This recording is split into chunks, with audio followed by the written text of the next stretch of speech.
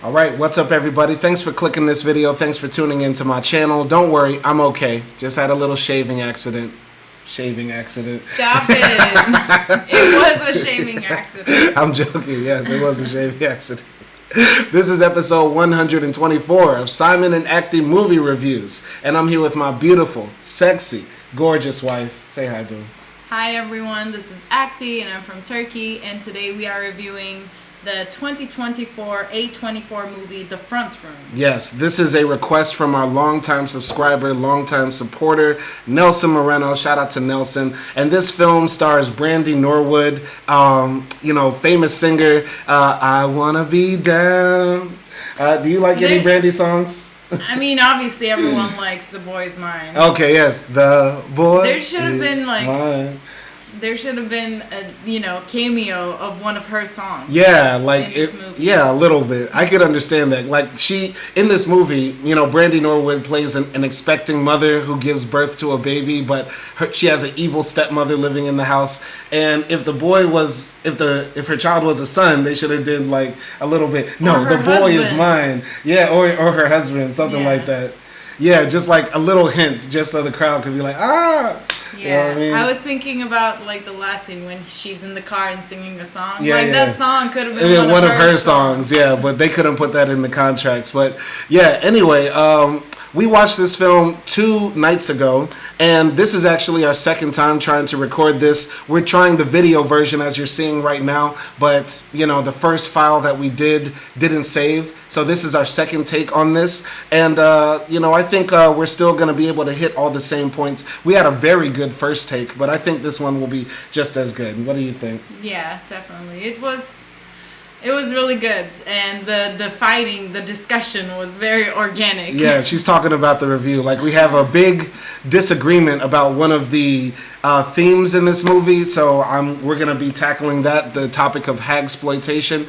But in general, right, just a brief overview of the story here. As I said, Brandy Norwood plays Belinda, who is a anthropologist who recently lost her job but is expecting a baby any day now. And she's married to her white husband, played by English actor Andrew Burnap, and his name is Norman. He's a lawyer, and he grew up in a very religious household. His father recently died, and his super religious, almost like prophetess type of stepmother has to come and live with them because she's leaving all the inheritance from his father to Norman and his wife Belinda.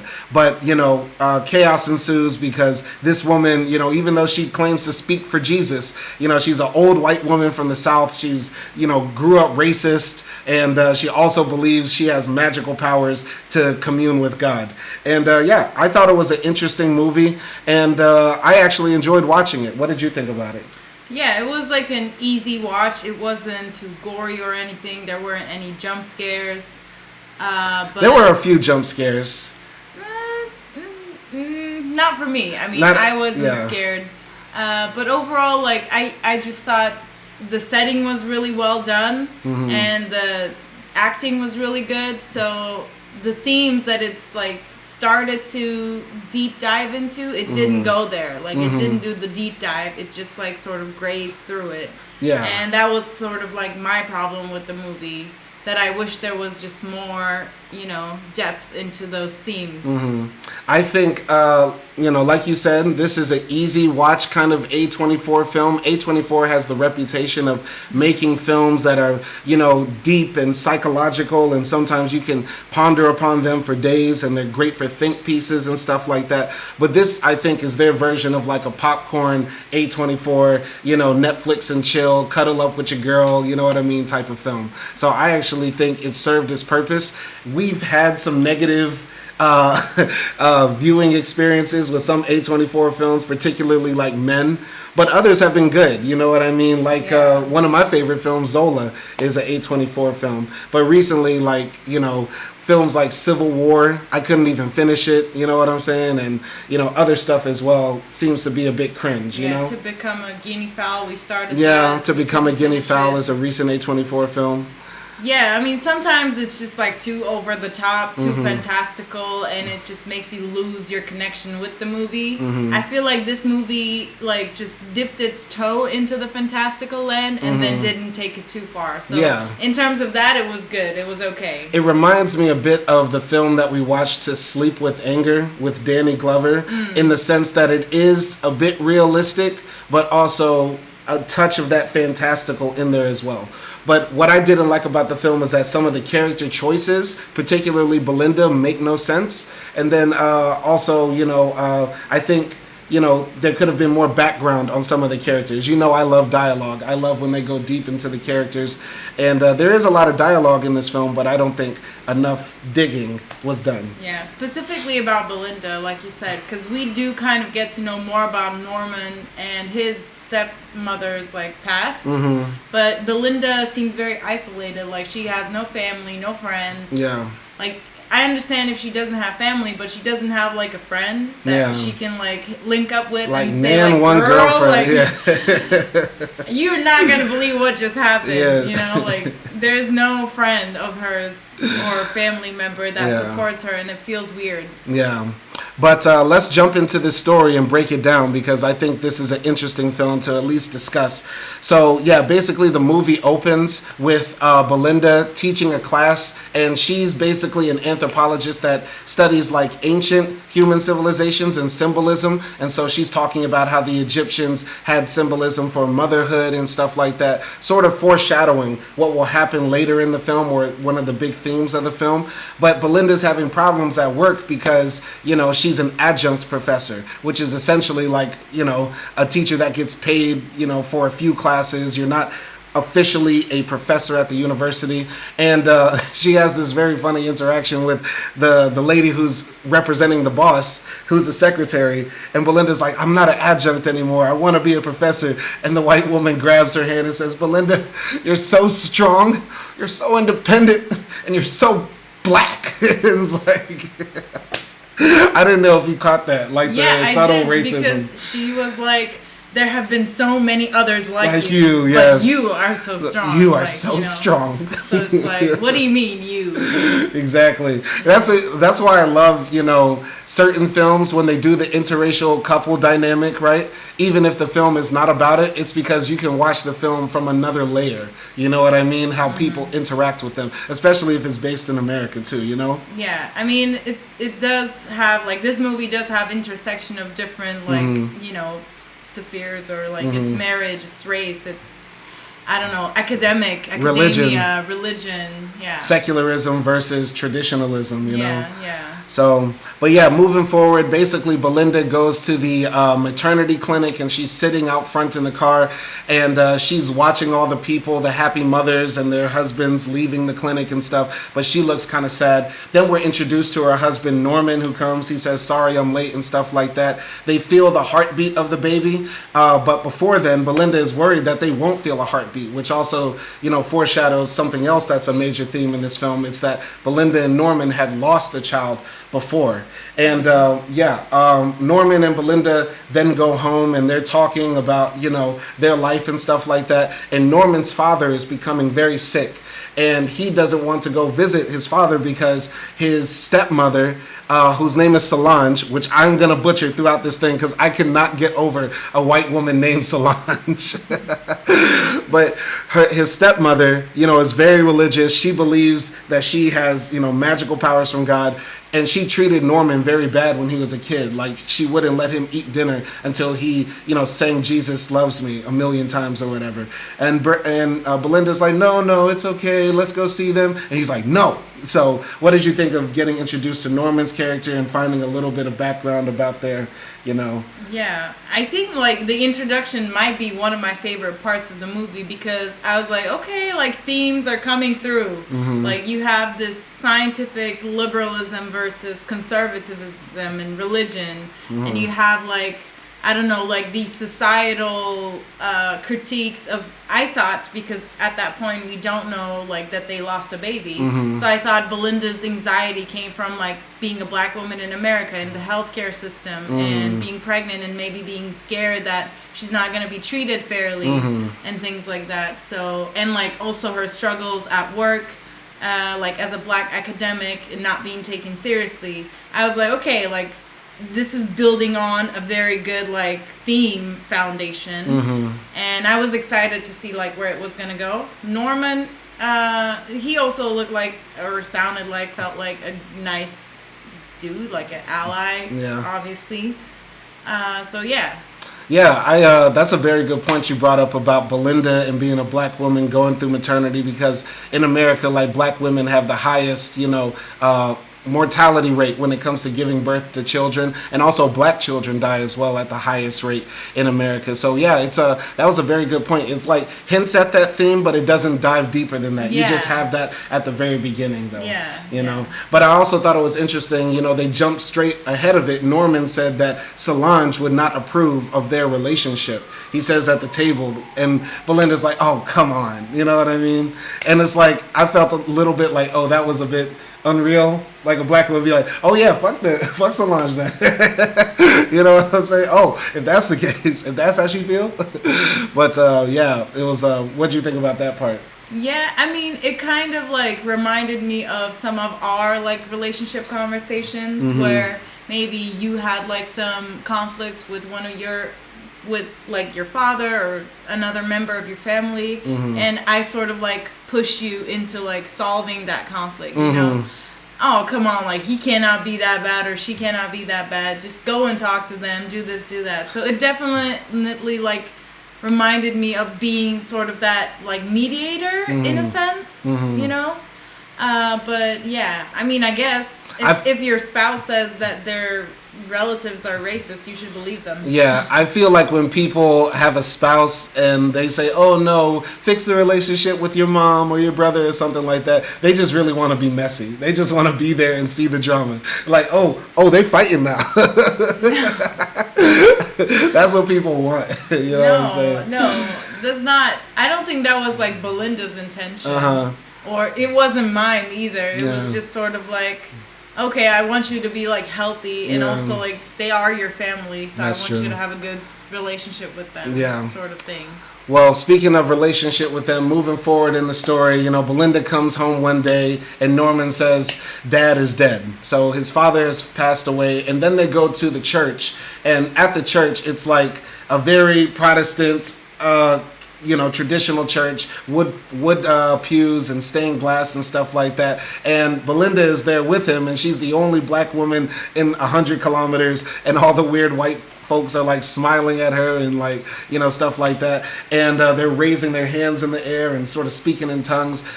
Very, very, very overzealous in their religion. And the pastor goes up there and does like a weird sort of sermon on behalf of Norman's father. And then we're introduced to Solange. And this is one of the craziest setups. Like, they go and meet her. She's dressed in all black, and she walks with 2 canes, and she has like this black veil over her face. She gets up and sort of like, hobbles over with these 2 canes, and then she lifts up her veil and says, "Well, don't you owe me any courtesy?" It was like, that setup was so great, and I was so scared. And that was when we're introduced to Solange, who is played by Catherine Hunter, like a veteran British actress. I think she is one of the most memorable characters, and I got that instantly from like, her introduction. What did you think of the introduction of Solange? Yeah, I do think it definitely gave like this underworld creature goblin energy, Yeah. Like, this woman is something. There's something about her. But honestly, at the beginning, I felt it was a bit like too played out, like just her voice, like, and her like ununderstandable like southern accent. It was like a bit too in your face for me, and it's took me out a little bit. As soon as she started speaking, we had to turn on the subtitles because even I couldn't understand her. Yeah. And she speaks with like this weird Southern accent, but they also distort it to make it sound a little high pitched too. Yeah. And like, I don't know, even with her face, like it feels like she had like a semi-stroke, like her mouth feels a bit weird, you know, and stuff like that. So yeah, it bothered me at the beginning a bit, but then I got used to it. Yeah. So it wasn't like bothering me that much as I saw, like, because I think later on in the movie, like, just her behavior syncs with her characteristics. Yeah.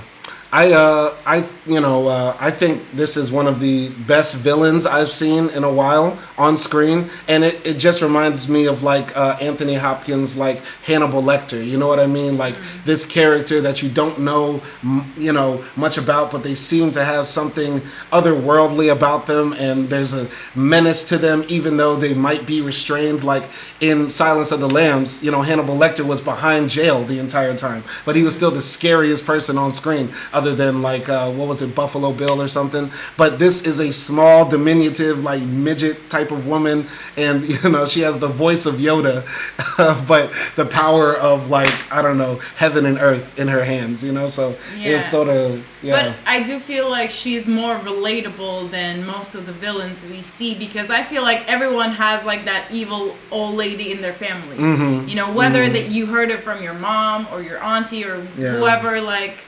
There's like not evil as in like Solange evil, but like someone who looks like they're like all happy grandma, but they're not. Yeah. And they do like sneaky shit behind your back.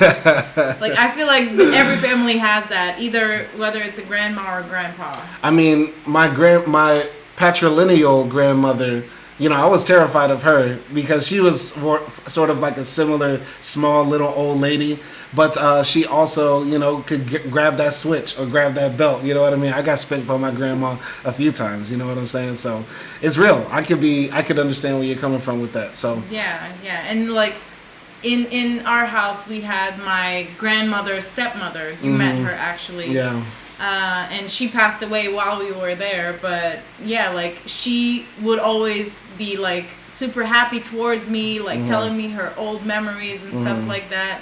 But when I heard it from my grandma, how she treated her, like she would be really sad about everything that she did. Like she would say, she would poop herself and then not tell my grandma. So when like some guest came into the house, they would be like, oh, like she's not taking care of her. Oh wow, that's crazy. Like, those sorts of things, or like when people came, she would tell like she's not being fed and stuff like that. Yeah. Well, in fact, she is being fed. Yeah. I mean, you saw like how we were feeding her. Turkish people eat. Yeah. That's crazy. So basically, you're saying your step grandmother was Solange. No, but like there was this, I don't know. I think they had like this tension or conflict, but we'll talk more about that later. Yeah, so there's a lot that you just said I want to build on, but let's get to, the main premise or the setup for, the events of this story. So Solange goes to Norman and Belinda after the funeral and says, listen, your father left me the inheritance, but I'm going to leave it to you two, and in exchange, I have to move in with you and live my last few dying days and stuff like that. And so Norman is like, Belinda, can we talk? And he's like, hell no, don't let this woman in this house. You know how she treated me when I was a kid? And Belinda is like, we need the money and we want to take care of her and we have a baby on the way. And plus, I lost my job. You know what I mean? So, now they have sort of, they're in between a rock and a hard place. And I feel like the film is set up in a certain way. It was like, okay, this is a good would you rather. Would you rather have a new baby on the way, new house, but no money, or a bunch of money, but have to live with your evil stepmother? Wow. Like, it's a good would you rather. And that's why I feel like the premise of this film was like, fuck it, put both together at one time. You know what I mean? Yeah. So I mean, that's what I meant when I said, like, this movie has a great setting. Because there's also this element of, like, the financial struggle is real, like for all of us, right? No. She is an academic. She's a well-educated, well-read like woman. His husband is lawyer, but he works for like the government, and he's a public defender. He's a public defender, so like they are good people, but they make very, very little amount of money. And the very little amount of money they made, they put it into a mortgage. And basically, like the scene before they meet Solange, we hear Belinda saying, "I can't even buy a can of paint." So it's like they have this big house. They thought they had their somewhat paying jobs, and then they can't even buy like basic stuff. It was so relatable for me, because like when we were traveling, we would like buy the plane tickets, get ourselves there, and then once we're there, we're left with like $30 for the rest of the week until the next paycheck comes. You know, so that was like very relatable. The struggle is real. The struggle is real being a new parent. So. And honestly, like, I would have said yes too. Like, come on, Solange, like, come live with us. I don't know if she was racist though. If I, you know, let's say my stepmother was like an old Greek woman who hated Turks. What you gonna say? I'm just gonna keep my mouth shut. Okay. And then have PTSD. Come on, Athena, you can live with us. Yeah. Okay. Anyway, so yeah, basically, you know, they say yes. They let Solange move in, and where the movie gets its name, the front room. Solange comes in to the house, and she says, "Oh, this room right by the staircase. This is where I'm gonna stay." And Belinda and Norman say, "No, that's where the baby is supposed to stay," and they were gonna stay upstairs. And you know, Solange says, like, "That don't make no sense. The baby should be upstairs with you all. Plus, I can't go up the stairs anyway." In my opinion, though, I think Belinda and Norman had the right idea by leaving the baby down there. You know what I'm saying? Because like, what if the baby got out of its crib and then ended up near the staircase, and next thing you hear is like a football tumbling down? Okay, that is so impractical. Like, that makes no sense to have the baby downstairs and you're upstairs, and you have to like go back and forth all the time. Yeah, but babies are really stupid, and they're also very adventurous too. So they will do wild stuff like climb out of their crib and end up in places you never imagined. Okay, just close the door. Close the door. Okay, but you might not always remember to have the door closed. Okay, you will if you think your baby might die. Okay, but you... And plus, like, if baby could go anywhere, then it could also go anywhere in the ground floor too. Like, it could go to the electrical socket. Yeah, but that's the thing. Children, they'll do stupid stuff like put their fingers in electrical sockets and run their heads into coffee table counters and corners and stuff like that. That could happen in the ground floor too. Okay. Like, it doesn't have to be always up But the ground floor feels safer. There's less places for them to fall, you know? Okay. Personally, I would keep my baby in the same room as me. Personally, I just want a house with 2 floors to have these types of arguments. Anyway, so yeah, Solange ends up going downstairs, and they end up having dinner, you know, for the first time, and you know, they're talking about, you know, they're praying and stuff like that, and you know, Solange is, you know, kind of making snarky comments to Norman and stuff like that. Belinda and Solange also have girl time together, and Solange discovers that. This is where I mess up, because how could a white woman be named Solange? Anyway, Belinda finds out Solange used to be a model back in the day, but then she got taken advantage of by her photographer, and that sort of maybe led her down the path of discovering Christ and stuff like that. Solange also tells a story about how she had a child, and that child ended up, you know, dying or falling out of a window and stuff like that. And Belinda is like listening to her, and Solange says, "I'm not a woman that'll hide from my past." But then Belinda looks in the bags of Solange's stuff and finds Daughters of the Confederacy certificate. Like, she was a member of, you know, one of the most racist organizations in American history, right? Like, basically an associate organization to the KKK. What did you think about any of those scenes? Yeah, I think we kind of like know where Solange is going with it. That she obviously like is sort of playing like dumb and trying to like love on Belinda, I guess, and treat them like, oh, like we're both mothers, you know, we're in the same situation. And stuff like that. And meanwhile, Belinda having like these visions and stuff, but I wasn't exactly sure if it was because Solange was there, because she had some visions before she arrived at the house as well. So I was like, is this about her like dead baby, or is this about Solange? Sort of like what is happening there. But it was also kind of weird that Belinda didn't say anything about the certificate. I felt that like it's like avoiding the obvious, right? You don't want to walk into the snake pit. If you know it's there, you don't have to ask any further. You know what I'm saying? Okay. So if you found like my father had a KKK hood or something, I'd be like, you're not gonna say anything. I'm not surprised. I'm gonna tell you later. Cool. I mean, the thing is, it's like with in-laws, you want to make good with them. You don't want to start shit. You know what I mean? Yeah. So you don't want to antagonize that.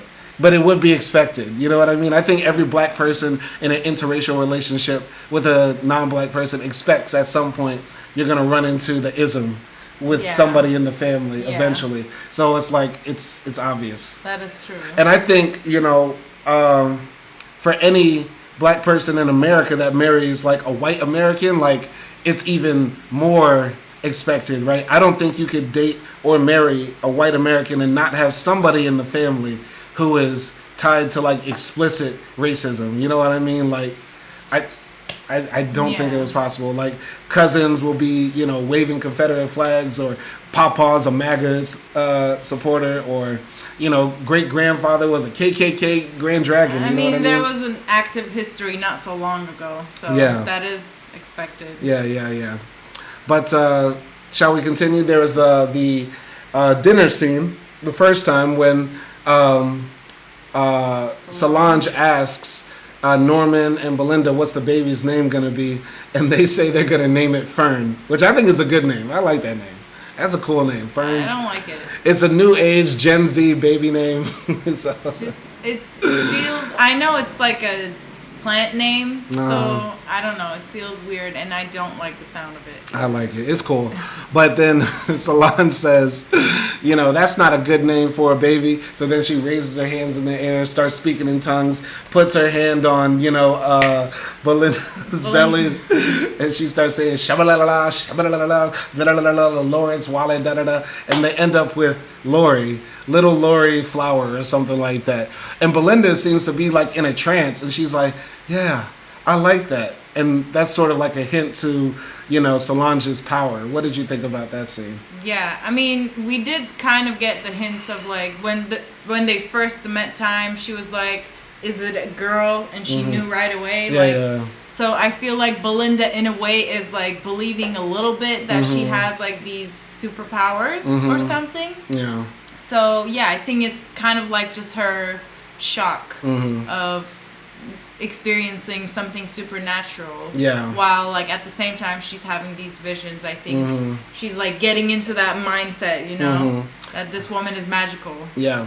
Now, one thing that I didn't like about the film is that as a character, and especially as a black woman, Belinda not being so religious doesn't make sense to me. Like the way she's acting towards Solange's like super religiosity, she acts very foreign to it.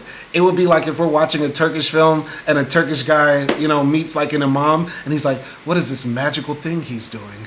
I don't know what that is. You know what I'm saying? Like, Allahu Akbar. Like, that would make no sense. Like, even though, she says later, like, her parents were academics and stuff like that, like, a lot of black people have ties to Christianity.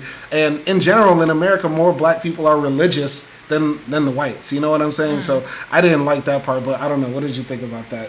I mean, it would have been better if there was, like, some sort of clarification or just a conversation about Belinda's past and her family. And her faith. Yeah, and her faith, because we just know that her mom died, or her dad died. Her dad died. Her dad died, and then we don't know about her mom anything. Yeah. So, yeah. But for me, it wasn't as weird, maybe because I'm not into the culture or in the culture. And also just because she's like a scientist, right? She knows how Christianity was born. She knows like how maybe Christianity stole different type of things from other native religions and stuff like that. So I can see the why of her skepticism, But just like a brief sentence or a dialogue about her faith, like whether she ever was a Christian or followed any religion, Yeah, I mean, I think she wasn't a Christian. That's what I feel like the movie is hinting at. Yeah, because most academics, like if both of your parents are PhD holding professors, high likelihood that they're atheists or agnostic, and you learned about evolution before you learned about Adam and Eve. You know what I mean? So, yeah, but yeah, continuing in the story, you want to take it up?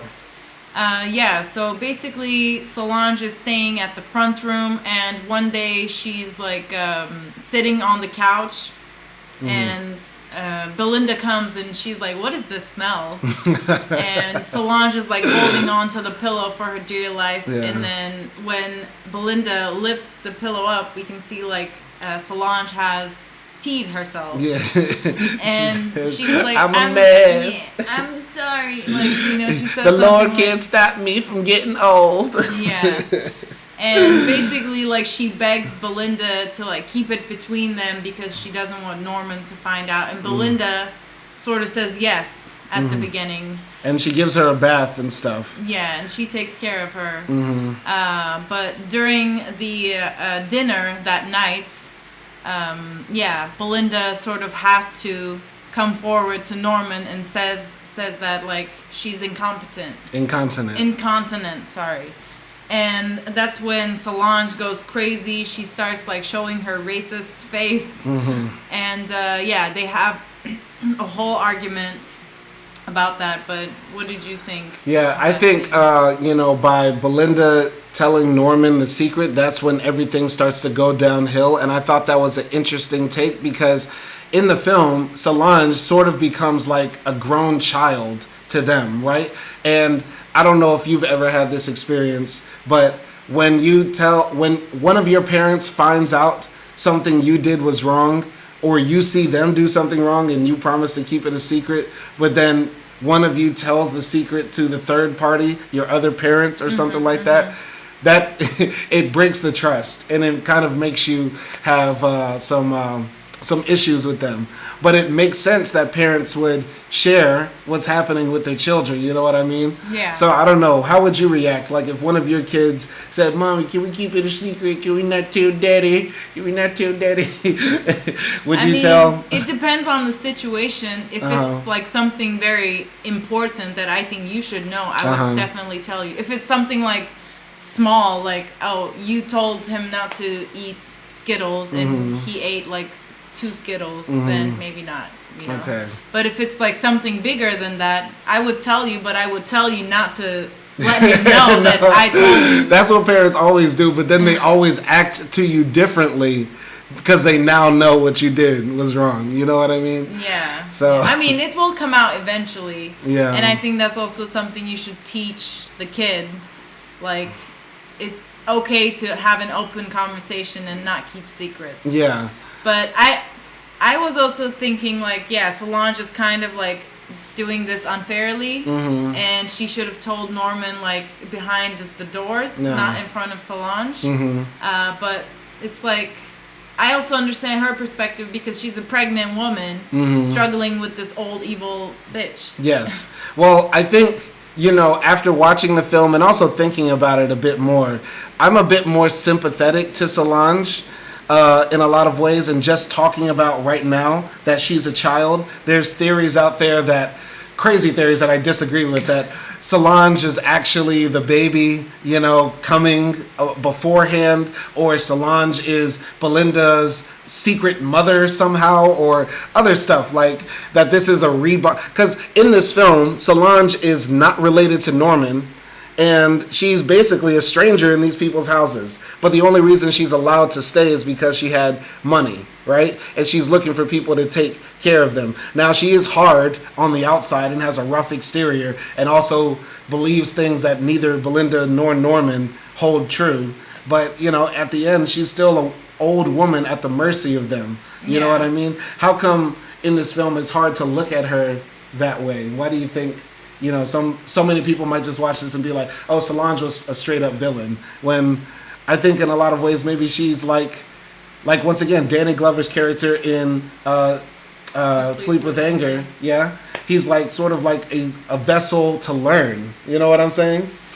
Yeah, but she abuses this mercy that is given to her. Like she constantly, like, especially from Belinda, because I feel like Norman was like acting up from the beginning with her, but Belinda has like kept her respectful, literally bathed her, cleaned her poop and stuff like that, and always tried to be cordial despite like her racist, you know, evidence. But she abused this power to like overtake the house, and I feel like maybe that's the ego thing with older people. I don't know, or with Solange, not older people. Like I wouldn't want to generalize it, but yeah, she has like this ego that's like, I want to be the mother of the house. I want to be the person who's controlling everything because that's what I did my whole life. Right.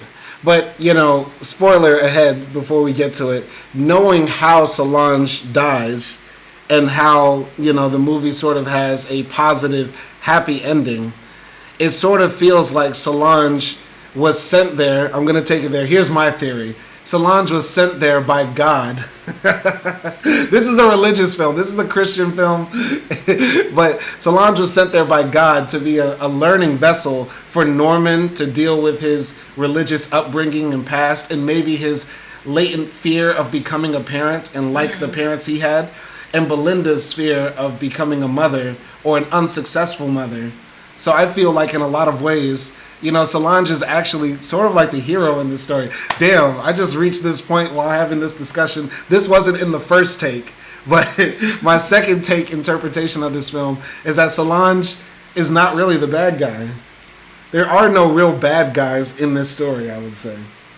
Okay, that's just like looking at it in a too much of a positive light, like the glass half full type of look. And I don't think I've ever seen you this positive. No, because I'm just thinking about this film, right? Like, I'm thinking about Norman at the beginning, talking about his family, his upbringing, his childhood, and he had this very conservative Christian upbringing that probably left a deep scar on him. You know, he didn't even want to visit his dying father.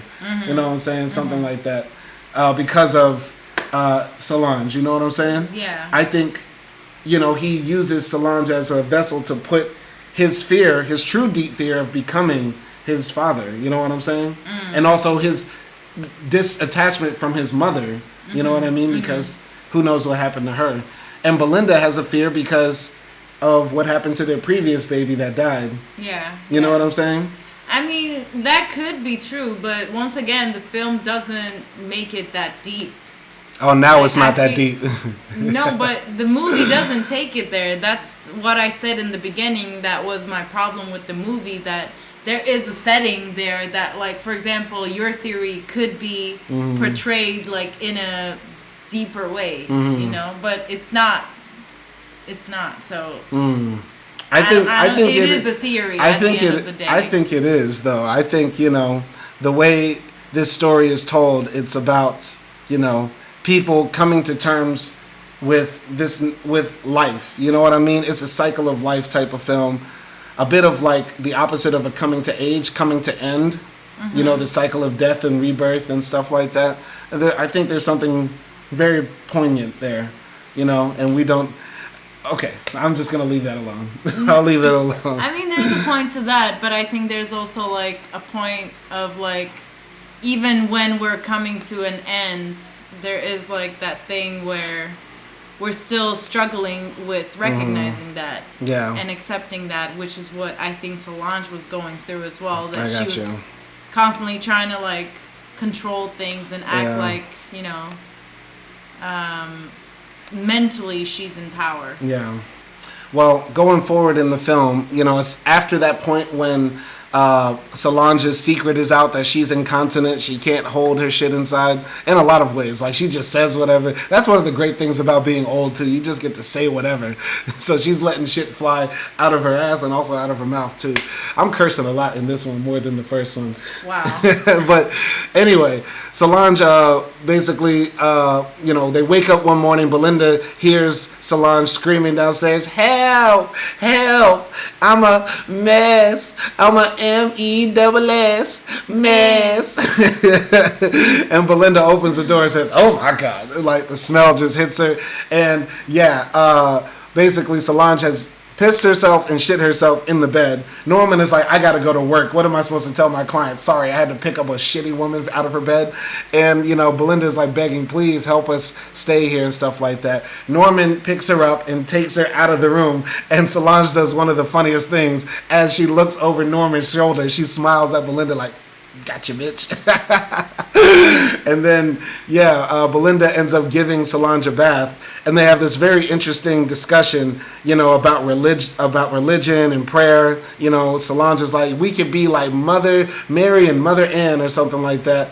And Solange is telling her like the Christian symbol that she wears around her neck is actually an old Egyptian symbol for an old goddess. And so, Belinda, is still trying to work with Solange, and Solange comes across as a bit disingenuous and says, oh, Belinda, I love it when you teach me things. You know what I mean? Mm-hmm. And she keeps on calling her Belinda with the hard ER. And it's like, that's just another subtle sort of thing in the film, because her name is Belinda, but she keeps saying Belinda. But yeah, what did you think about now Solange, she's making mess on purpose? Yeah, I think, like I said, like I saw that in my own family, where like this older person in my house was doing things to make the other person look bad, which I would assume it's for attention. Like you would do that for attention and not specifically because you hate that person. In my case, but yeah. And also there's like this common theme of like mothers, trying to make their daughter-in-law look bad. Especially in Turkey, we have that a lot. Like this race between the mother and the daughter-in-law. And stuff like that. And who owns the husband? Like, is he my son or is he your husband? More. And that sort of dynamic. But yeah, Belinda is not like really trying to play that game. Like she does not care because she's struggling with her own like pregnancy. And I think just like that conversation between her and Norman, it also raised the question like, okay, if someone's parent is gonna come and live with us and they're a pain in the ass, and like you have to physically take care of them, who is doing most of the work? Yeah, that's a good question. Because Norman was like, just please do this for me, because I'm going to get this promotion, I'm going to get this job, and then we will be better off, like, financially. So Belinda sort of had to accept it and do the work for Norman, basically. So, yeah, that's what I was thinking in those scenes. Yeah. I thought in those scenes, Catherine Hunter, who's playing Solange, does a great job of balancing like being the main villain of the story, a bit scary, but also a bit mischievous and also funny, and also like a child. Yeah, like in a childlike sort of way. But also, the film deals with, I think, this fear of seeing our parents die, and also in that last final part of life. Like you mentioned earlier with your step-grandmother, I was staying in there, and that's such a weird feeling, having a dying person in the house, and you don't know how to interact with them or talk to them or know how to help them, and there really is no help because they're in the final stages. And I had something similar in my life. My matrilineal grandmother stayed with us after she had a very hard stroke, and it was hard to speak with her because she had this thick Garifuna Belizean accent. And on top of that, after you have a stroke, it's hard to speak for a lot of people too. So I would try and talk with her and just hear a bunch of mumbling about Shaquille O'Neal and Kobe Bryant's beef, because my grandmother loved basketball for some reason. And yeah, it's such a weird thing, and that's what I thought, the film was also playing with, like the idea of, taking care of a dying person who can't take care of themselves, and all the gross things around that. Washing them, cleaning them, seeing them naked, cleaning their shitty sheets, all that type of stuff. I mean, in some ways, it's very similar to like taking care of a baby, right? Because like they're unable to do stuff for themselves. You don't get really like, you don't mind if you see them naked. Like it doesn't make you feel anything, in a way. But it is like, I would say, weirder and also like more kind of disgusting than a baby. Yeah. Because babies are seen as pure and cute, and like old women, they are respected and they are seen as wise, but also they're seen as like people who lived lives and buried their sins. Yeah. You know. Yeah. Exactly. And also, getting to something we talked about last time, it's, I think you don't want to wash an old lady because it's not as attractive, right? You're seeing like wrinkly skin and like sagging parts of the body. And I would also argue the same thing for like an old man. You know what I mean? Yeah. I'll try to be flying sexy until I'm 70, but shit, who knows? Who knows what the future holds? You know what I'm saying? So that's another thing right there. But yeah, moving forward in the film, things start to just continue to get worse. Belinda finds like Solange creeping around the house. She walks without her cane, but then when Solange sees Belinda looking at her, she then falls to the floor and says, "Help, I'm a mess." Again, and stuff like that. And Solange is doing wild stuff like, changing the furniture around, and the dinners are becoming more and more hostile. And there's also, just more tension in the house as well. And there's this big dinner where they sit down, and Belinda finally confronts Solange on being a member of the Daughters of the Confederacy. And, Belinda also says, "Norman said that you wouldn't approve." And, Solange says one of the most interesting lines. She says, "You know what? I am a racist. My granddaddy was in the KKK. He was a grand dragon. You don't know nothing about racism that I've seen in my day." And Belinda is like, "How do you, think about your future granddaughter who's going to be, half black? How is she going to deal with that?" And she's like, "Well, if she's raised right, she ain't got no problem." And I'm like, "Oh, shit. Here we go. I got my blood started boiling." But then it gets hilarious because Solange puts a white napkin on her head and says, "I'm a racist baby. I'm a racist baby in the KKK. Wah, wah, wah." Like, how do you make racism funny? That was a hilarious scene, bro. That was so goddamn good. Shout out to Catherine Hunter. How do you make that funny? That was really funny. That was really good. We both laughed out loud. I had not seen a funnier, scene related to that since in Django. When the KKK were wearing the hoods, and they said, "I can't see out this goddamn thing." You remember that? That was good. But yeah, any comments on the confrontation and upfrontness of Solange's racism? Yeah. I mean, I think at that point, as the audience, we were definitely waiting for that confrontation about race between Belinda and Solange. And I was glad, it came, and it was hilarious, like you said. I do think, I don't know, even though Belinda was replying, I think she was still trying to, keep it a bit, I don't know, low, but Solange's behavior was just the thing that was over the top. Yeah. And I also felt like, even though Norman was saying stop saying that, Solange, how could you say that, and things like that, I think at the end of that scene, Solange throws herself on the floor, and Belinda is like, "Don't help her," but Norman picks her up and stuff. So it felt like there was a bit of a shift from Norman's character, because he's supposed to be the one that hates Solange because she tortured her when he was a kid. Right. But it was that, she is still my mom in a way. In a way, yeah. I mean, with Norman picking her up and stuff like that, like you said, they're sort of taking care of this older woman like a baby, and parents sometimes, get mad at the kid and say, "Don't help him, he's crying, let him cry," and the other parent has to be the nice one. That's sort of what it is. That's why I still think my grand theory, Solange was sent by Jesus Christ himself to help this young interracial couple deal with all the things they will have to deal with as parents. Okay, and I hope Jesus doesn't send us a Solange. That's insane. Jesus Christ is going to send us a Cheva here. Wow. Well, he already did.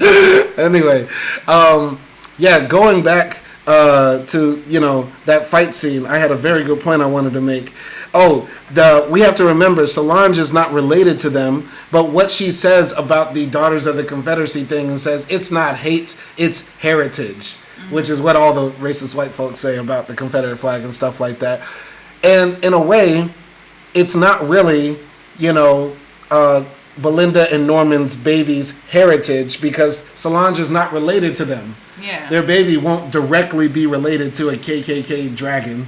Yeah. But they will, because they're part white in America, right? And they'll also be black as well. And they're going to have to deal with the heritage of hate that's passed down generation to generation. And while we try to fix it and fight against it, it's still there in America. So in a way, Solange is teaching them, I think, like, yo, this is something that you're going to have to deal with. What are you going to do? Make peace with it? Yeah, make peace with it. I don't know. What do you think about that? Yeah, I mean, definitely, I think that's one of the hard things to deal with when you're, like, coming from mixed parents, is that you have to embrace your blackness, but then the other half of you is literally what causes the pain for black people. So it's like, you are in this, I don't know, how would you call it? Conundrum. Paradox. It's like ethical, and it's also personal. It's also historical. Right. So yeah, I think that's why a lot of like mixed race kids are so passionate about the black cause, because it's easier for them to accept the bad things whites did. But it's not easy for the whites to accept bad things they did. Exactly. That's a very good point. And I thought that was so interesting, like how this film like makes Norman and Belinda get challenged by these things, like front and center. Maybe things that they just tiptoed around because they're like nice, liberal, couple, and they're like, oh, the world's getting better and stuff like that. And then here comes Solange, Jesus Christ and the Confederacy. And I was like, oh shit, that's really American. Yeah. So like, goddamn, we have to deal with that too. So yeah, that was an interesting scene. But then moving forward in the story, Belinda is praying one day in the front room, and she's raising her hands to the sky, to God. And then upstairs, Belinda, he got me. God damn it, I can't do it. One day, Solange is downstairs praying to God. And then Belinda upstairs has contractions, her water breaks, and then she gives birth. And the scene is sort of done in a very, like a montage type of way. Like, we see glimpses of her in the hospital. The doctors cut open her baby, give her a C-section, and pull the baby out and stuff like that. And then the next thing you know, Belinda's coming back home, walking into her house. And when she walks in, all the furniture is different. The pictures have been replaced, and she walks into the living room, and Solange is waiting there with all of her church members, and they bring her in, and they take away the baby, they start rubbing her belly and praying on it, speaking in tongues, and then Belinda breaks out of it and says, "Get the fuck out of my house," and they all leave and stuff like that. What did you think about any of those scenes? I really disliked the birth scene because it felt very theatrical. Like, it took me out. Like, for example, I don't know if you noticed this, but when the baby is shown, like, behind the screen, the doctor is holding the baby like this. But usually baby comes out from the feet, so doctors hold it from the feet and then cut the umbilical cord, and then they slap the butt. I don't think most babies come out from the feet. I think they come out from the head. Most babies come out from the head. Yeah, but the way doctors hold it is not from the head, I think, because I think the head is like, what do you say? Soft. So that's how, like, usually how I remember, like, birthing scenes are, that they hold it from the legs and they slap the butt. Yeah. And, like, here it was just like baby came out like 2 years old, and they're holding it like a plastic baby, Well, it's not like Mo Better Blues, when Spike Lee had a real fucking baby being born and he showed you the pussy expanded. They're not going to do that, It's A24, but it's not, It just felt like a bit like, here's a theatrical, like, Yeah, it did feel kind of, puppet showish. Yeah. So I didn't like that aspect of it, but... and once again, it was sort of like weird how Belinda is alone and Norman is just like doing whatever he's doing, and she's like, she just gave birth, but she's walking to like the house alone and stuff like that. And and it made me angry. Like, that scene, I think, definitely makes you angry at Norman because he allowed all of this to happen, and he allowed Solange to manipulate him because Solange made it seem like she's doing a favor, she's doing a surprise by redecorating the house like a colonial KKK house. And in order to do that, she made a deal with Norman that she could bring her church folks in. Which is crazy. And that scene also reminded me a lot of Mother, the movie, when, like... With Jennifer Lawrence. Where, like, Belinda was being basically occupied by, like, these strangers. At that point in the film, I started to distrust Norman because it felt like his character changed, and he starts acting like, well, Belinda, this is just what it is. And he starts acting sort of like kind of nice to Solange all of a sudden. And I didn't trust Norman. Did you think, Norman could be trusted? I was suspicious. I was like, what is happening? Like, it's either like Solange is getting into Norman or Norman was in it from the beginning. Like, either of those. Yeah, one of those things. Yeah. That's why I thought the film was going to make a major twist, but it didn't. So, moving forward in the story, things continue to get worse in the house. There's more antagonism. Belinda is like shitting on herself all the time, and not Belinda, Solange. I wonder if they changed the character names because it's more believable to have an old white woman named Belinda and a young black woman named Solange. Is that why you always like mix them up? Because it's like it's like, hi, my name is Dennis and this is Simon. Like, that don't make no sense. You know what I'm saying? Like, it's crazy, but basically. We're watching the movie again, and there's this scene when Solange like farts in Belinda's face. It's hilarious. But Belinda, moving forward in the film, after those crazy white people from the church prey on her belly, her scar is gone like automatically and stuff like that. You know what I'm saying? Going to show like maybe Solange really does have religious power.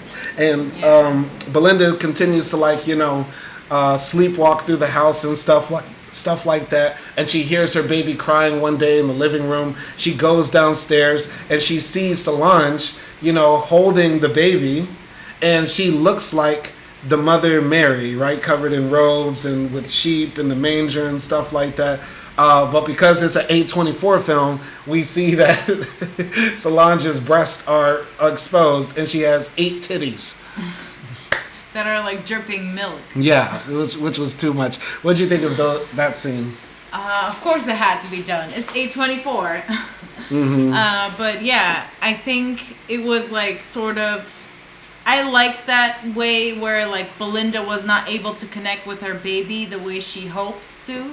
Like she wasn't able to breastfeed her, right? And then the next scene we see like Solange breastfeeding the baby, like mythically or however that happened. I think I was thinking, is this happening in Belinda's head? Like, is this some sort of like postpartum psychosis that she's going through because she's living in this like toxic environment, plus the pressures of like having a newborn baby, and also like her past trauma with losing a baby before.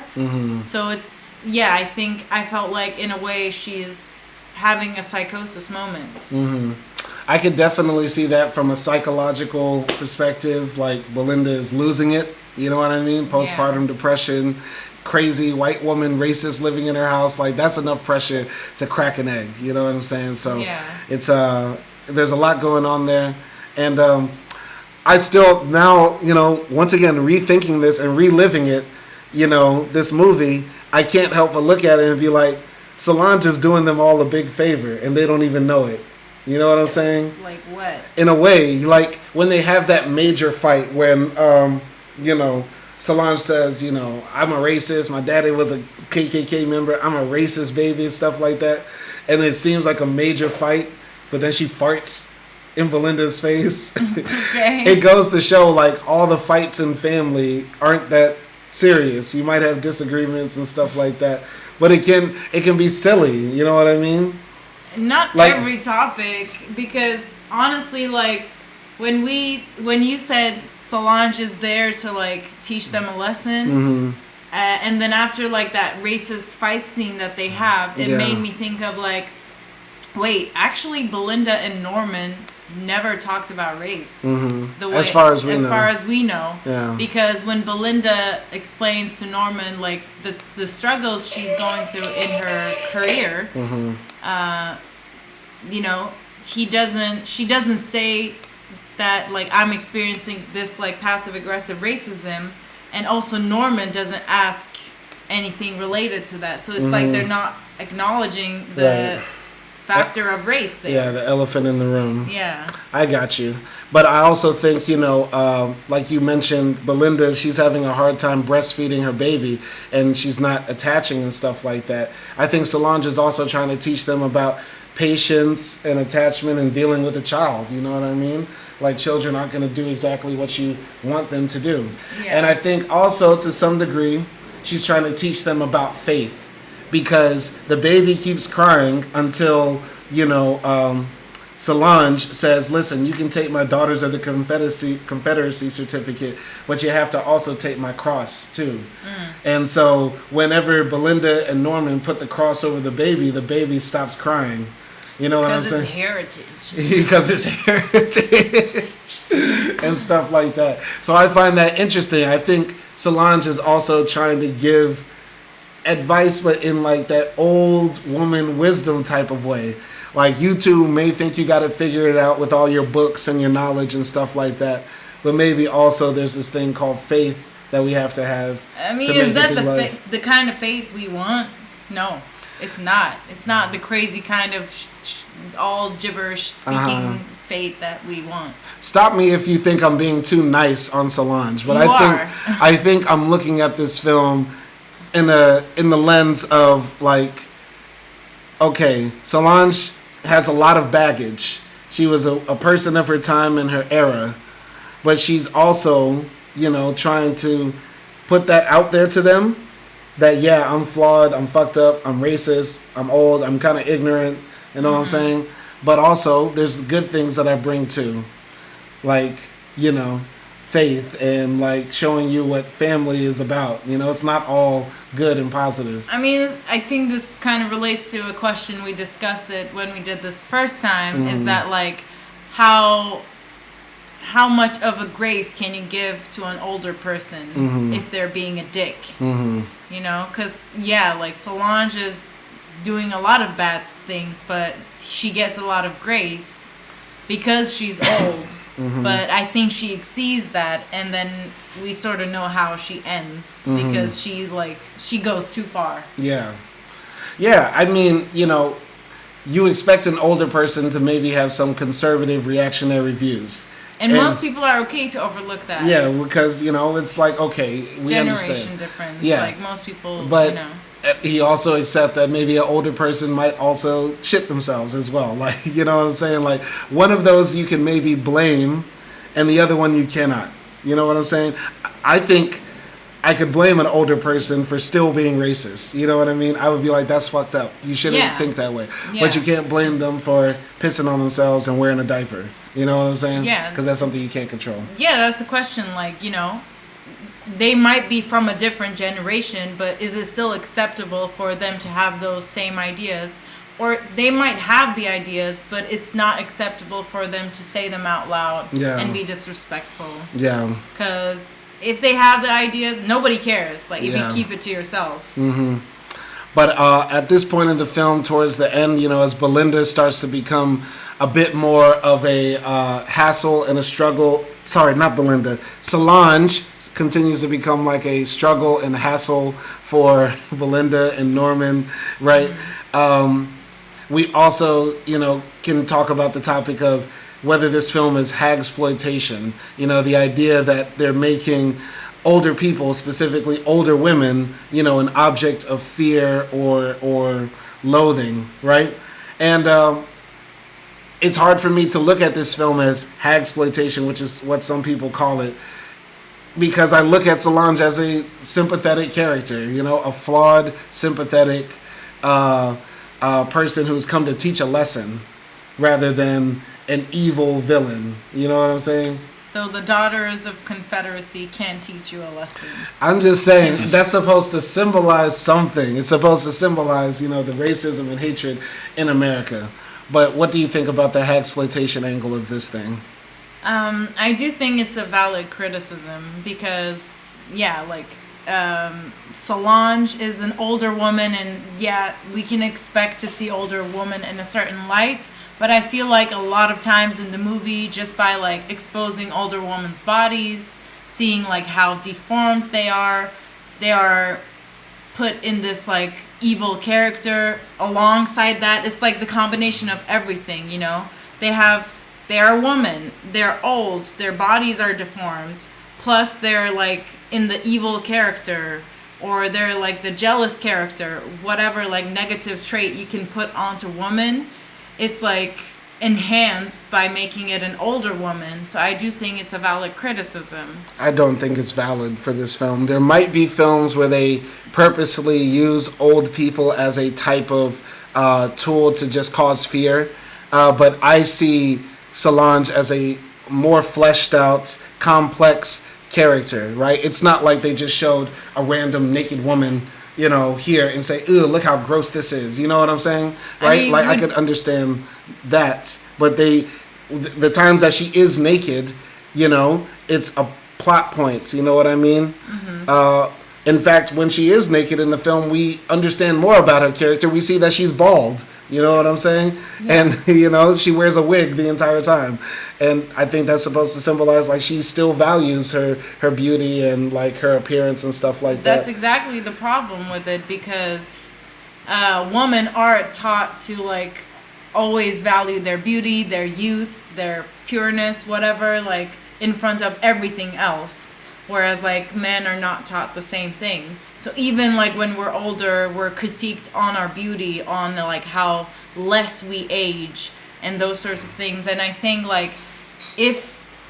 I know it will be hard for you to imagine, but imagine you're an old woman, specifically an old white lady, and then you see this movie, and some people might say, it's kind of rare that an 70-year-old white lady watching this movie, and I get that, but it also creates this perception on younger women who are becoming older and who will become older, and there's this perception of, I might be seen this way. See, I don't think an older person would watch this film.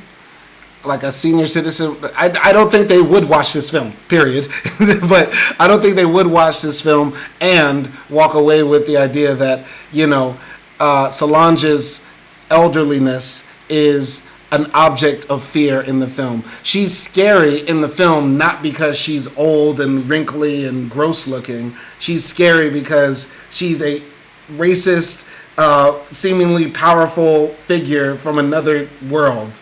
You know what I'm saying? Who seems to have powers beyond our comprehension. That's why she's scary. But that's also the element of her age as well. No, her power comes from her feeling like she's a prophetess. No, right? That's not true, because if she was a hotter, younger woman or a hotter, older woman, then she wouldn't have the similar effects.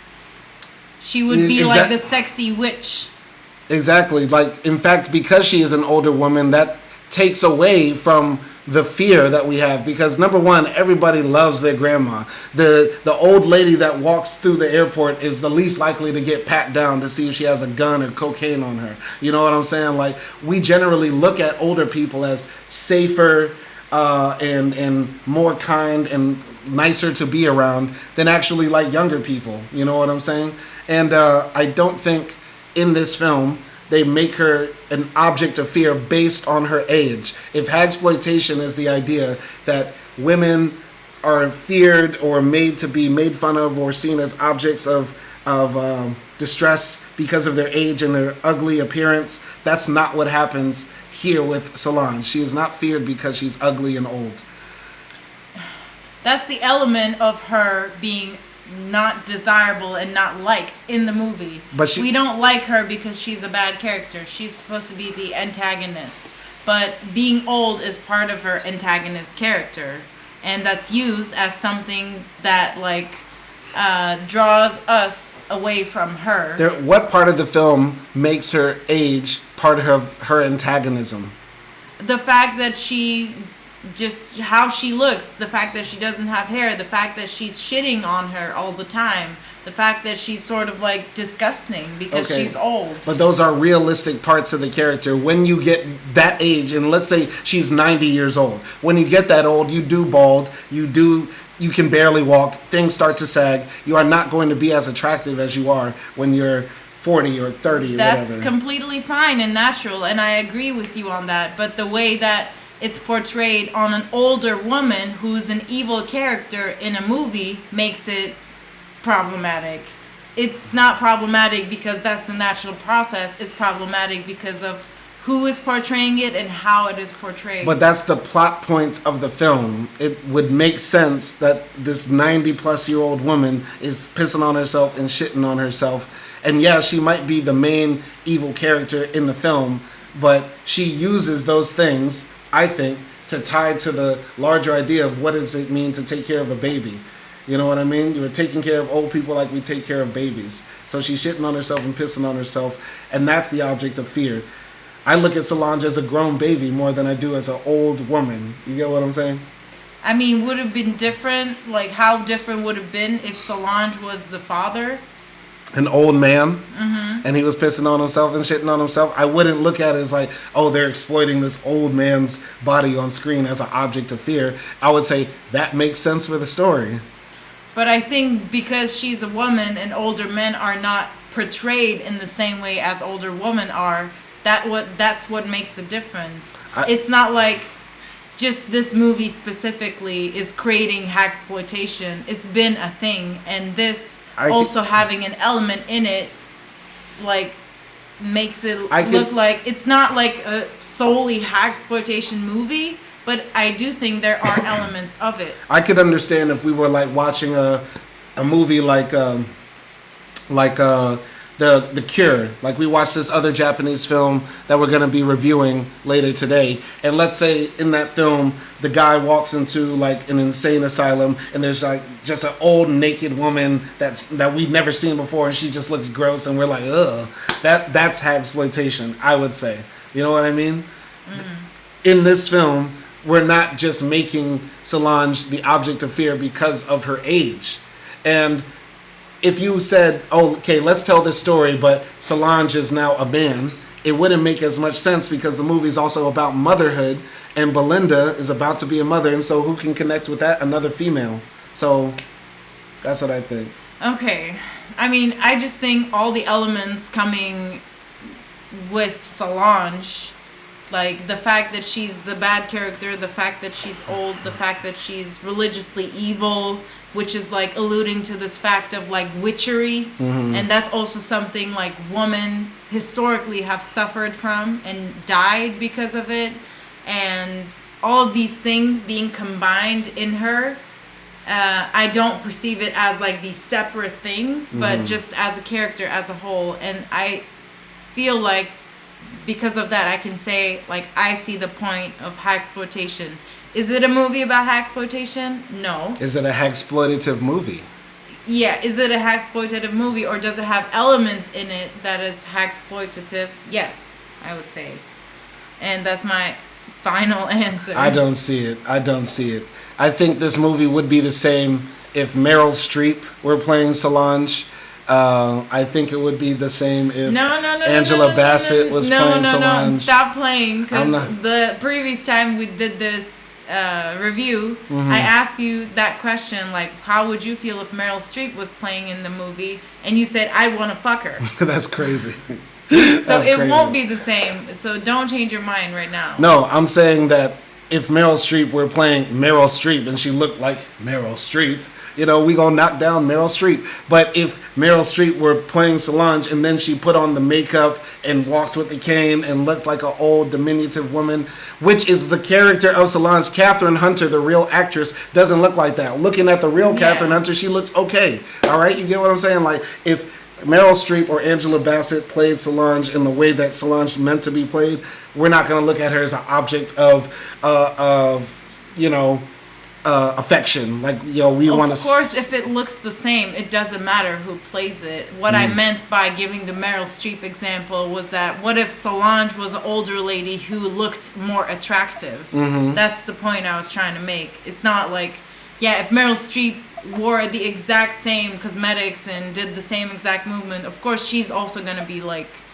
portrayed in the same light. But that was my point, not the actress itself. But it wouldn't make sense for Solange to be attractive, because attractive would also imply that she wouldn't shit on herself and wear a diaper. An attractive person generally is at least physically healthy and not incontinent. You know what I mean? The hottest woman in the world, I don't know, I'm old, Angelina Jolie, is not hot if she has to wear a diaper. Halle Berry was just recently talking about, after menopause, my pussy fell out. The stock on Halle Berry dropped dramatically. In the thought market, it was a bloodbath on the market that That's day. the exact problem. Like, you are proving my point that why are we putting this sort of pressure on older women to still, like... You're the one saying, Solange could have... No, I am not. The society is putting the pressure, and as women, we suffer from it. I agree with that. I am not saying, like, Solange should be a model at age 80. But when we were watching the movie, the first thing you said is, why does she have to be old and ugly? You were saying that. But it makes sense for this movie. It makes sense for that. And it wouldn't make sense if she was attractive. Solange with big titties and a BBL, but she shits on herself. The fuck? Of course not that, but we have like older people who are looking more attractive every day because of different things. Okay, but I understand, like, she is a traditional woman who just aged naturally like that. And that's fine, but I just think it would make me feel bad if I was an older woman close to her age. Or like even younger than her. If I was a woman in my 50s or 60s and watching this movie, I might feel a certain way of like how this older woman is portrayed. I disagree, because if I saw a film with an older black person, like let's say To Sleep with Anger, I'd be like, they're at least we're in films, you know what I'm saying? Like, they're showing us there, and there are films like for older people too. Like, I'm thinking about. But you won't identify with the guy in Sleep with Anger because you're not a person like him. A Hank. But you're not a crazy religious lady like Solange. Solange's character is not based on her appearance. It's not based on her appearance and how she looks. It's based on her character as a crazy religious nut. So I think it says more about, not you individually, but you and, people that would have this subjectivity about this film, saying her ugly appearance says a lot about the film, when I think that's what you're projecting onto it. Yes, society puts extra pressure on women to have a certain look or to remain attractive and youthful, but that's not the point of this story. In fact, in the film, Solange was desired until her husband died, and they make it a point to say she was a model when she was younger. So it even checks the boxes that y'all are looking for. Okay, we also talked about this previously, but the societal pressure doesn't stop once you get married, or the societal pressure doesn't stop once you get older. And now, a lot of women evolve and are more in peace with themselves as they get older, but the pressure is still there, and it's not really about the facts, like how we view older women, but it's like how they view themselves and if they still hold on to those sort of pressures. And I feel like this movie sort of touches into that, and that's why it's a Hagsploitation movie. But that's it. Okay. I think we can agree to disagree right there. I don't think this film has exploitative elements. I think, this movie could have been told with a younger lady, who just so happened to move into the house and had the same religious weirdness about herself. So I'll just leave it at that. I don't think so. Yeah. But moving on in the story, we'll wrap it up. Essentially, there's this major scene when Belinda comes downstairs because she hears Norman say, "I want my mommy," and she goes down to Solange's room and sees Norman like breastfeeding from Solange's titty and stuff like that, and then she walks out into the living room, throws up, but then Norman comes downstairs and says, "Look at the baby. You bit the baby." And she says, "No, I didn't bite the baby. Solange, she's making me go crazy. She's trying to turn you against me. Look at the bite marks. The bite marks have no teeth. I couldn't have done that," right? So then Norman goes in there and like confronts Solange. I think Belinda does too as well. And Belinda also confronts Solange about lying to her about, you know, her baby dying, because apparently there was no sister that Norman had that died. And so, you know, there's just a lot that comes to a head.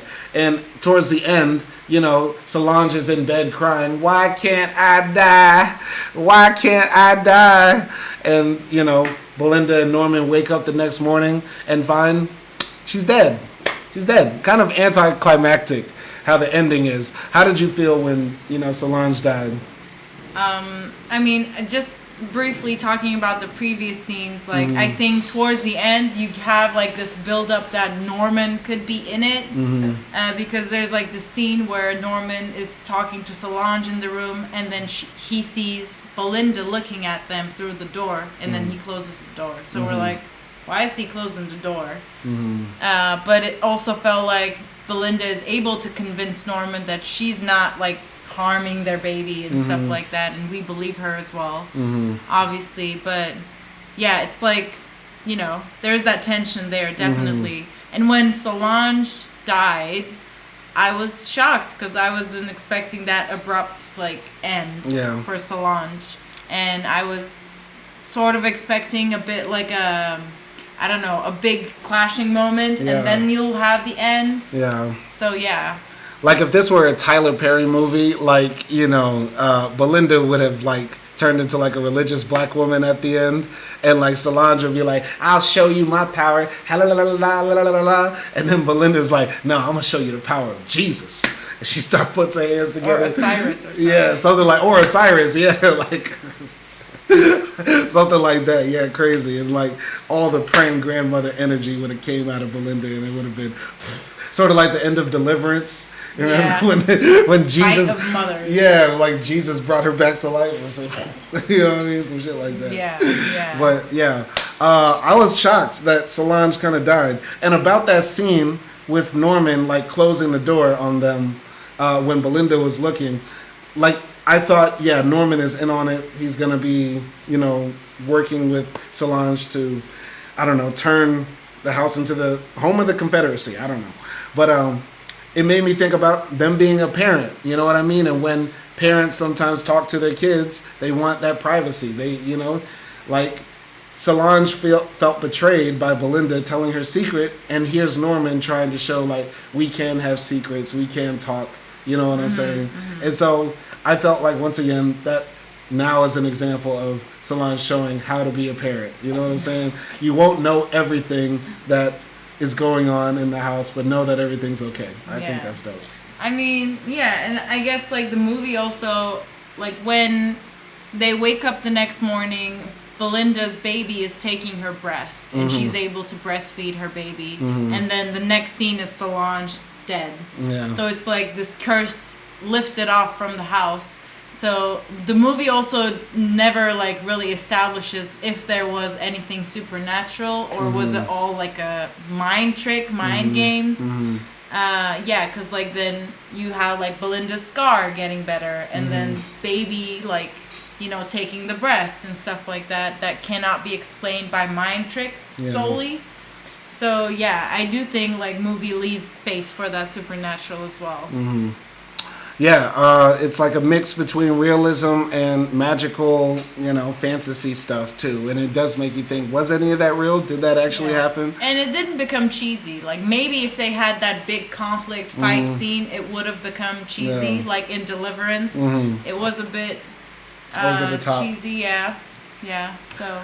But yeah, essentially, you know, Solange gets cremated. We see her body burning, and Belinda's watching it, and. They end up selling the house that they were living in, and moving into like this brand new house. There's this scene where Solange is thinking about running over the chair that Solange used to sit in, and she just hears like Solange laughing in her ear, but she doesn't end up doing it. And the end of the movie is sort of like, Belinda in a better place. She's like singing and driving and stuff like that. And, Norman is like, hey, are you okay? And she's like, yeah, I'm doing so much better. She's pregnant with twins. Oh, yeah, they're having like another kid. Yeah. Twins, yeah. Yeah, it's like moving forward. Yeah, they're pregnant again. And, she also still has PTSD, though. Like, she still hears the voice of Solange saying, why can't I die, when they sleep. And when Norman tries to bring in the chair Solange used to sit in, it sounds like the thumps of like Solange's canes. And Belinda tells her, throw that away, get it out of the house and stuff like that. And Belinda goes to this job interview, and she's doing the interview like, yeah, I'm so excited to be back and be in a better place. I belong in the classroom. And we find out that the way Solange died, when she was screaming that night, why can't I die? Belinda said, hold my beer, and showed her with that pillow and put that bitch to work and say, oh no. And that was intense. So what did you think about all of those scenes and the twist at the end? Yeah, I think it was definitely like nice to add those like PTSD there, because as the audience, I think we had PTSD from Solange, like just her laugh and stuff like that. It was haunting us too. And then also, yeah, just like sort of revealing that Belinda ended Solange. I wasn't like exactly blaming her. Like, obviously it's a bad thing. Don't murder your grandmas and grandpas. Please don't do that. But yeah, it's like, she became at peace with it, and it's like her little secret. And I also think like it's interesting, like the symbol of the pink chair, the pink sofa, because at the beginning when it was in the baby's room, and when Solange took over the baby's room, which was the front room, she just went straight into that chair and sat. And Norman was like, no, that belonged to my mother. So like his actual mother. And then from that point on, that chair belongs to Solange. And then after Solange is gone, Belinda wants to get rid of the chair. So it's like Norman has to make this sacrifice of like, leaving this sentimental thing in his past for his new family. Yeah. In a way. It felt like Solange and Belinda were competing to be like the woman of the house. You know how men sometimes compete, like too much testosterone in the house and stuff like that? Yeah. That's partially part of the reason why sons and fathers sometimes have beef, because like they're both men in a house. You know what I'm saying? And it feels like women compete, but sometimes in areas men aren't privy to, like motherhood and stuff like that. You know what I mean? It's like, your husband's mom comes over and he's telling you, oh, Simon likes his dinner this way, or Simon likes his drinks this way and stuff like that. You know what I'm saying? Like, and especially with babies too. It seemed like Solange and Belinda were competing about that, and Belinda sort of won in the end by getting the last bits of this woman who wasn't related to them at all out of the house. You know what I'm saying? Yeah, it's like, it was like also like no matter what supernatural powers you might have, you're not gonna beat death. Yeah. It was also like that, or you're not gonna beat like me trying to kill you. Exactly. Like, I am the living person who is stronger and younger and has the power. So it was like the final show of power. I also think this film is primed for a sequel, like The Curse of Solange, the front room too. And it's this way. The baby, little Lori, she got bit by Solange, so she carries Solange in her. And they're about to have twins. One twin comes out white, one twin comes out black.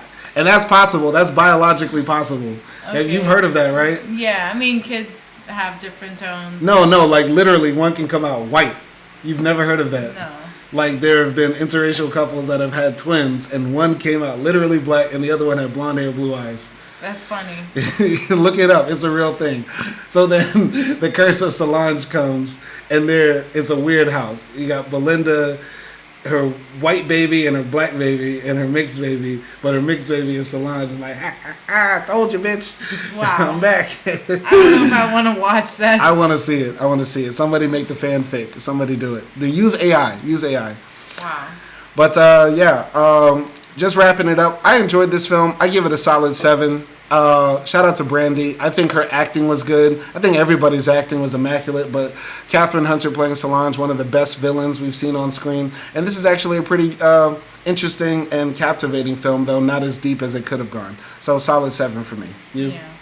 I'd give it a 6.5. I agree with you. Like, I think it was a chill horror movie that is not like insanely scary, and it doesn't like, psychologically or philosophically fuck with your head like the way A24 usually does. It keeps it at a surface level, and that was sort of like my problem with it. I didn't want it to go like crazy deep, but I wanted a bit more depth. Because I think the actual themes they were trying to like talk about were interesting, and like they were themes that everyone could relate to. So yeah, but like you said, I like the acting and everything else. Yeah. So yeah. That's 6.5. 6.5. All right, this has been episode 124 of Simon and Akdi Movie Reviews. We hope you enjoyed it. I feel like this was close to our first one. Yeah. Close to our first take. We almost, that was the stuff of legends. Maybe one day we'll capture another movie review that brings out the same fire. But this was still good. I hope you enjoyed it. You got any films you think we should watch? Put it in the comments section. We'll try to get to it. Y'all be out there. Y'all be easy out there. Peace.